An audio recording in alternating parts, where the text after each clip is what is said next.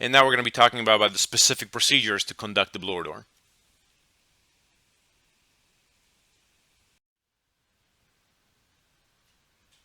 Warning, use caution when deciding how and whether to test homes with potential airborne contaminants, for example, fireplace ash, mold, or asbestos, and refer to local, state, and national protocol standards for methods to deal with these and other contaminants. Always do a walk around of the house and a quick assessment of the house to make sure that there are no potential dangers that you're going to be bringing into the house or be creating for the homeowner before starting the blower door. As far as the setup is concerned, unless otherwise stated, we will cover depressurization testing. Depressurization testing is the primary method to test for the blower door, and those are the standards that we use in California according to the reference appendices. So again, unless otherwise stated, we will cover depressurization testing. You'll be sucking air out of the house. You want to install the blower door system in an exterior doorway or window that has an unrestricted access to the building and no obstructions to airflow within 5 feet of the fan inlet and 2 feet of the fan outlet. Avoid installing the system in a doorway or window exposed to the wind.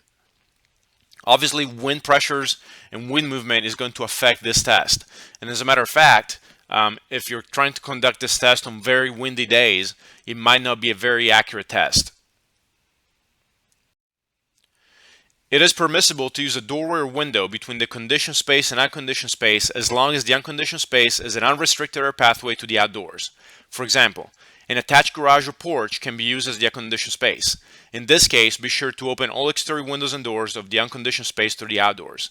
So like we talked about earlier for the garage door, if you are using the blower door on the door between the house and the garage, it's okay to do that as long as you actually open the exterior doors to the garage, whether that's the main garage door or a side garage door. So the first step is building the frame. You'll be doing this hands-on during the field training. The blower door is very easy to assemble. You're basically just snapping the corners together and putting it in one piece. You're going to fit that frame to the opening. The blower door itself has a series of cam locks that basically allows you to adjust the height and width of it, and you're going to fit it to whatever door or window you're putting it on.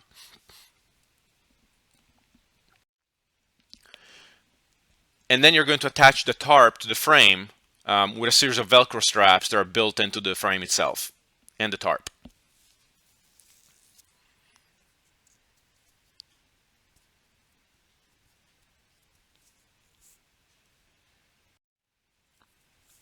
You then are going to install the frame to the opening. And please look on the right hand side, you'll see the blower door frame attached to the door itself, right?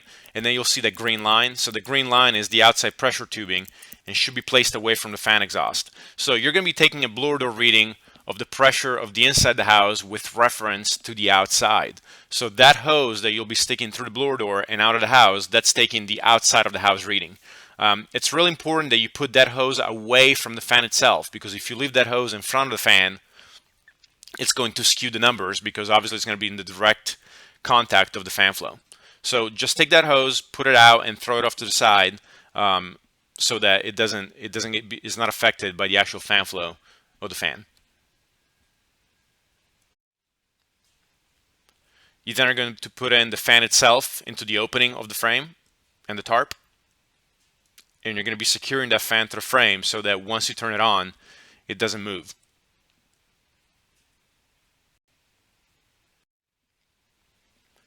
And then you're going to install the pressure gauges, fans, and tubing connections according to the equipment manufacturer's instructions. And again, these are two of the manometers that we talked about earlier. There's two more that are not pictured here, but nonetheless, they're still available. We'll be going through the actual setup procedures for the tubing and the manometer hands-on in detail once you actually get through field training. This is just to give you the idea of what the test looks like. And that's the final product.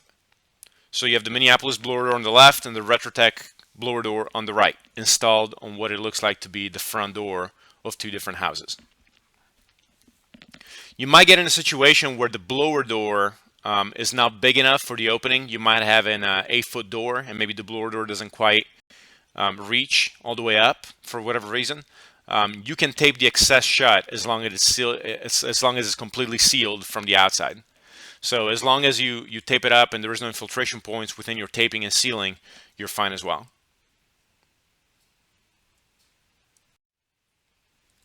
So before you actually turn on the blower door, you have to take some preliminary recordings.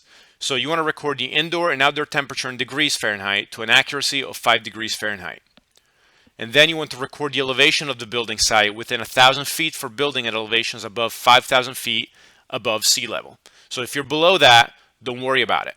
But if you're 5,000 feet or above, you do want to record that elevation within 1,000 feet.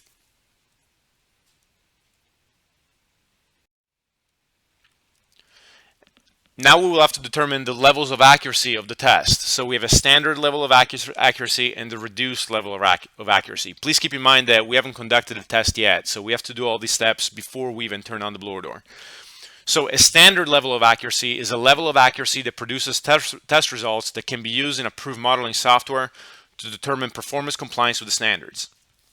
Reduced is a level of accuracy that may require surpassing the threshold value by an amount which will account for the added uncertainty as defined in the following sections. Software that uses test results with a reduced level of accuracy shall internally adjust the calculations in accordance with these procedures.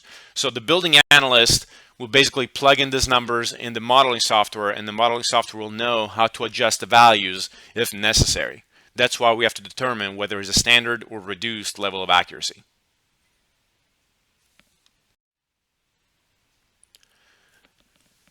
There are 3 acceptable air leakage test procedures. You have the single point test, the repeated single point test, and the multi-point test. Now, by far, the single point test is the most common way to test for air leakage and the blower door. During the field training, this is the one test that you will be practicing hands-on, and I would say by far 99% of the times this is the one test that you will be conducting in the field when actually conducting air leakage testing. Nonetheless, we're going to be covering in this PowerPoint all 3 methods. So the single point test is used to measuring air leakage one time at a single pressure difference as described in section RA 3.8.6. A single point test may only be performed if the maximum induced building pressure is at least negative 15 pascals and greater than 4 times the baseline pressure. So you're going to be hearing the term induced building pressure quite often during this presentation.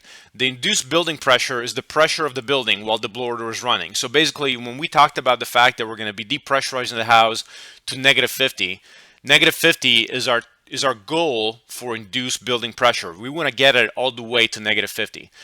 The reality of it is the fact that a home might be so leaky that you cannot depressurize it to that much because there are so many leaks in the house that you cannot suck that much air outside of it. That means that as long as you can get the house to reach at least negative 15, you're good to go. If the house is so leaky that you can even get it to go to negative 15, it's going to be a no-go. You're not going to be able to conduct your test.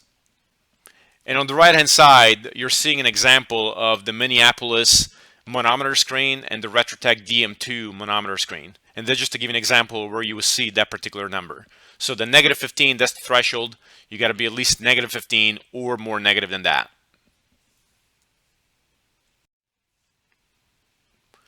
So if the maximum induced building pressure is more than negative 15, recheck that the house setup is correct and determine if any basic repairs are needed prior to further testing. So keep in mind that it's talking about the building pressure being more than negative 15 because we're working in the negative realm, right? So more of negative 15 will be negative 14, negative 13, negative 12. So you're going into positive. So you want it to be less than negative 15, meaning negative 16, negative 17. You want to go toward the negative scale, toward negative 50. A multi-point test may be attempted or multiple fans may be used. If using multiple fans, follow the manufacturer's instructions for measurement procedures. And we'll talk about the repeated single point or the multi-point test, so don't worry about that. And like I said, most of the time that's not going to take place. Nonetheless, it could be done.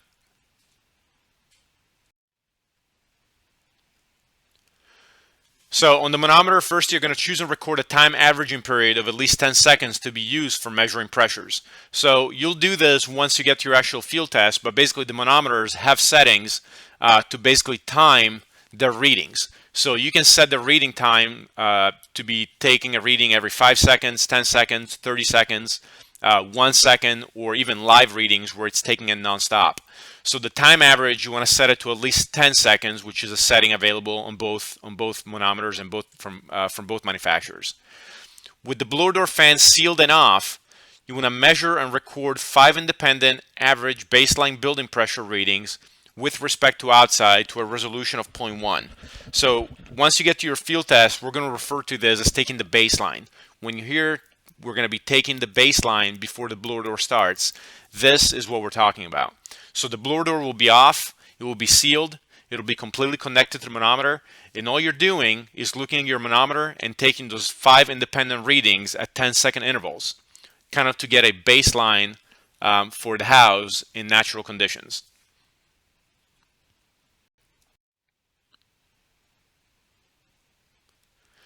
So the step 3 is the manual way to do it. The reality of it is the fact that the manometer will do this for you electronically, so you don't have to worry about calculating this individually.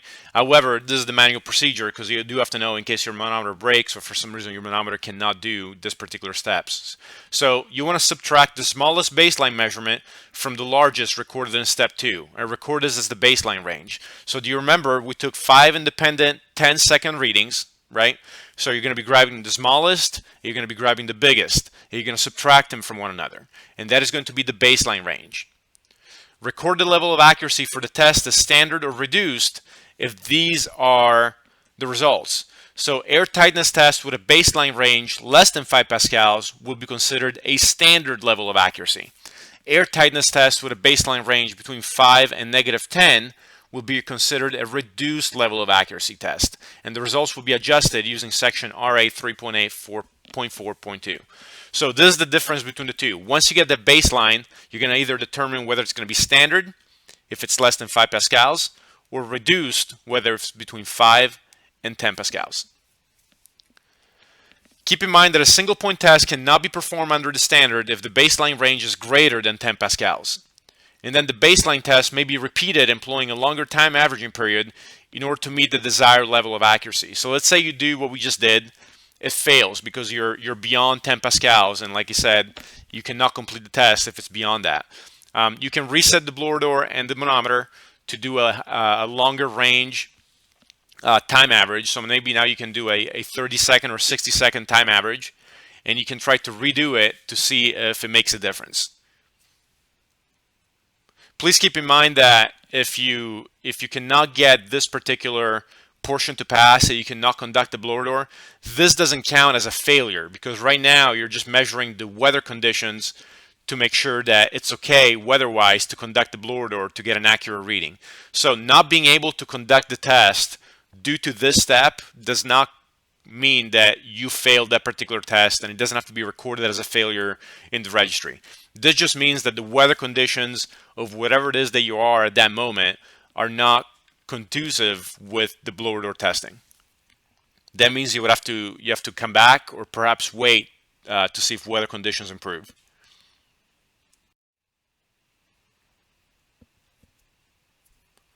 So in this particular case, you can conduct and accept a baseline measurement with a digital gauge for a period of at least 30 seconds.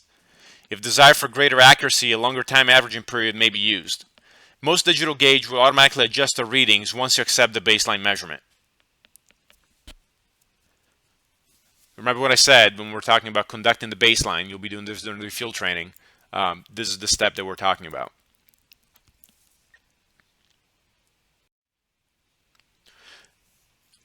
Once you did all that, you're going to unseal the blower door fan. You're going to turn on and adjust the fan to create an induced building pressure of approximately -50 pascals. So -50 is our target.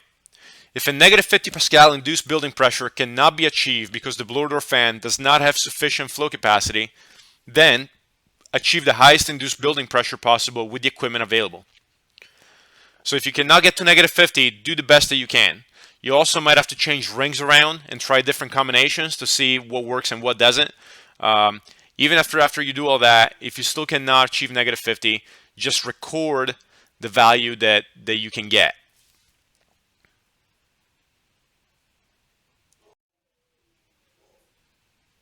And then you're going to record the following information. You're going to record the induced building pressure, which is -50, or whatever number it is that you're able to achieve. you can record the nominal CFM50. So basically, that is going to be the flow of air in CFMs that the manometer is reading based on the induced building pressure. So just like we had for the duct blaster, we had a pressure reading, which was 25 pascals, and then we had a flow reading in CFMs, and that was the leakage. This is the same principle. You're going to have a -50 pressure reading, and then you're going to have a CFM reading, and that is the house leakage. You then are going to record the fan configuration, so basically the type of ring you're using, the fan manometer model, and the fan manometer serial numbers, which you should have already because you're going to be using the same equipment over and over for the most part.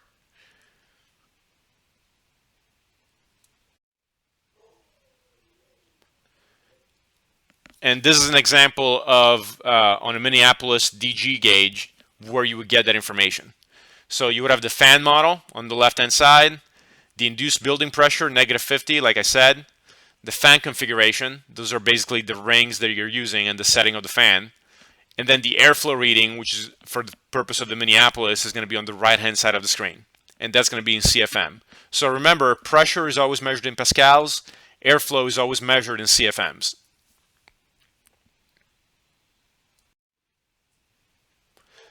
And this is the example for the RetroTech. It's the exact same items, just in different locations because the screen looks different.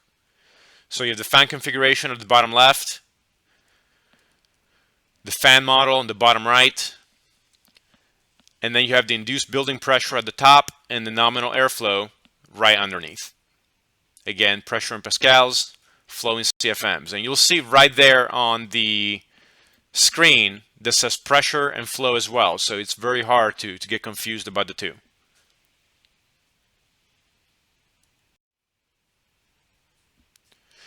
If the altitude is above 5,000 feet or the difference between the inside and the outside temperature is more than 30 degrees Fahrenheit, calculate the corrected CFM50 as defined below. So keep in mind, only if you're above 5,000 feet altitude or if the temperature between the inside and the outside of the house is more than 30 degrees, you have to use this formula to calculate the corrected CFM50. So the corrected CFM50 is equal to the flow in CFMs that you collected from the manometer times the altitude correction factor times the temperature correction factor. So the altitude correction factor is equal to 1 plus 0.000006 times the altitude. So do you remember in the beginning we talked about that if you are above 5,000 feet, you have to record the altitude to the nearest 1,000, right? That was one of the first steps that we did, if you are above 5,000 feet. So that's where that altitude is coming from. So you're going to be doing the altitude correction factor of equal 1 plus 0.000006 times the altitude. And keep in mind the altitude is always going to be in feet. And then the temperature correction factors are going to be listed in tables RA 3.8-2 and RA 3.8-3.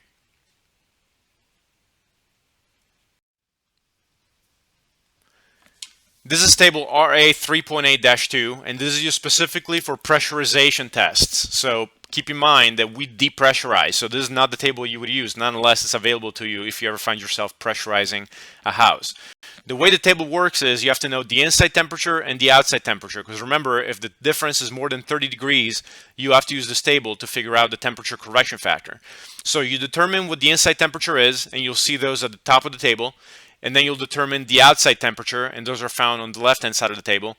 Once you figure out what those two are, you're just going to go down the particular column and right on the row that's applicable to you and figure out what that correction factor is for the purpose of the calculation. This table works the exact same way, and this is used specifically for the depressurization test, which is what we do. This is table RA 3.8-3. It works the exact same way as the other table, and again, this is the one that you would use because this is used specifically for depressurization.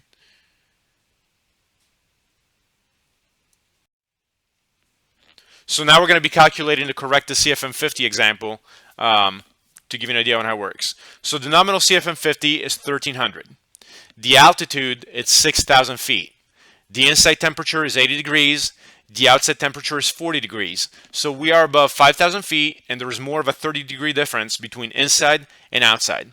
So the altitude correction factor will be 1 plus 0.000006 times 6,000, which is the altitude in feet, which gives us 1 plus 0.036.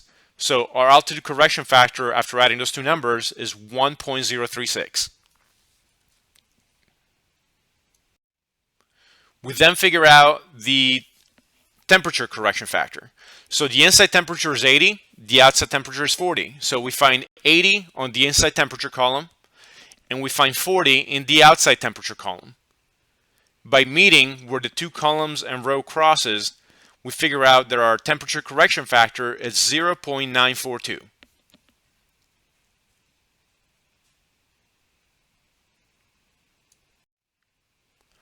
All we do now is we plug in the numbers in the original formula.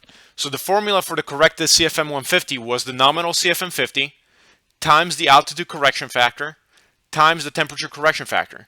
So our nominal CFM 50 was 1300 based on the example. The altitude correction factor that we had calculated was 1.036, and our temperature correction factor that came from the table was 0.942. So that's 1300 times 1.036 times 0.942. So the corrected CFM 50 is 1269 CFMs, rounded up. And that's the number that you would use for the result in this particular scenario.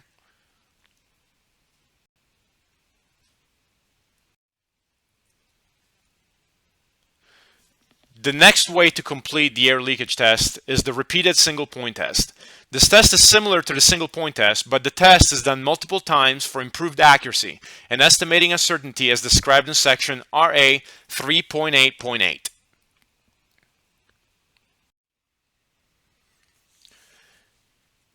For the repeated single point test, the single point test, which is the procedure we just described a couple of minutes ago, will be repeated at least 5 times using the same protocols as previously described, exact same thing.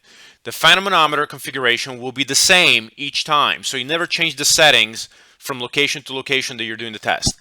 Every repeat of the test needs to have an induced building pressure of no more than negative 50 pascals. So again, if you're more than that, you cannot conduct the test. Each reiteration of the test has to be at least negative 15 pascals. After you collect all 5 readings, you're going to calculate the average nominal CFM 50 by summing the individual nominal CFM 50 readings and dividing by the number of readings or tests, which in this case is 5. So under the example, you'll see the results of the 5 different tests. They're going to be added together, giving us a total of 6949, and they're going to be divided by 5 because that is the number of tests that we conducted. Keep in mind that it has to be at least 5. You can do way more than 5 if you'd like, but 5 is the minimum. So 6,949 divided by 5 equals 1390 CFM 50. So 1390 is the average nominal CFM 50.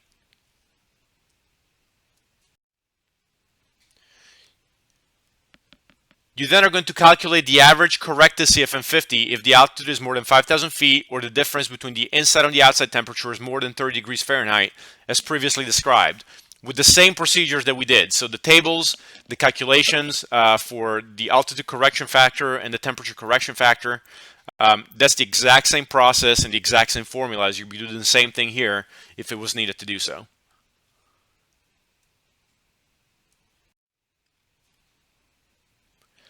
You then will estimate the precision of uncertainty using one of the 2 following methods: the standard statistical process or the software program.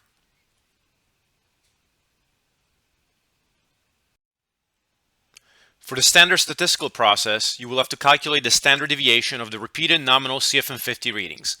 You can try to use a preset online calculator for this. This is nothing that you have to do manually. So you're going to go to the link that's shown on that website, and you're going to be plugging in the 5 results from the 5 readings that you took. The online calculator will calculate the standard deviation for you automatically. You then will take the standard deviation from the website and you're going to divide that by the square root of the number of readings that you took originally. So we took 5 readings for the purpose of our example. So you're going to be dividing the standard deviation by the square root of 5.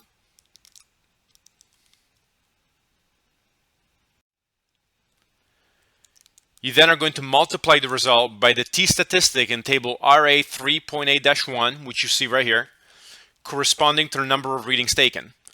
You're going to convert this result to a percentage of the average nominal CFM50. So we took 5 readings, and as you can see on the table, the readings are from 5 to 9, right? So the original formula was the standard deviation divided by the square root of the number of readings, which would be the square root of 5. So we're going to take that result and multiply it by the t-statistic multiplier of this table. So we took 5 readings, it's going to be multiplied by 2.78. So we're going to take the result of the original formula, which was the standard deviation, divided by the square root of the number of readings, which in this case was 5, and we're going to multiply that result by 2.78. You then are going to convert that to a percentage, and the way you convert that to a percentage, you just multiply that by 100, and that's your percentage of your average nominal CFM50.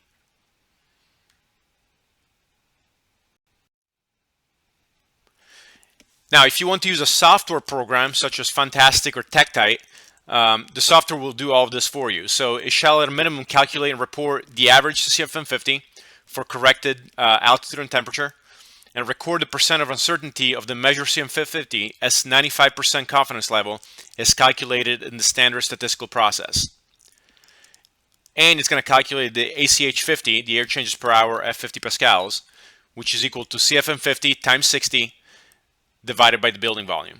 So the software will do all of this for you and just give you the results automatically once you plug in the variables associated with it.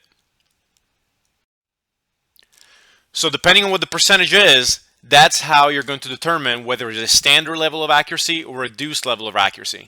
So keep in mind with the statistical process, we multiplied the variables by using certain formulas and we came up with a percentage. So the percentage, you're going to compare it to these results. So if the percentage that you calculated is less than or equal to 10%, then the air tightness test shall be classified as a standard level of accuracy test.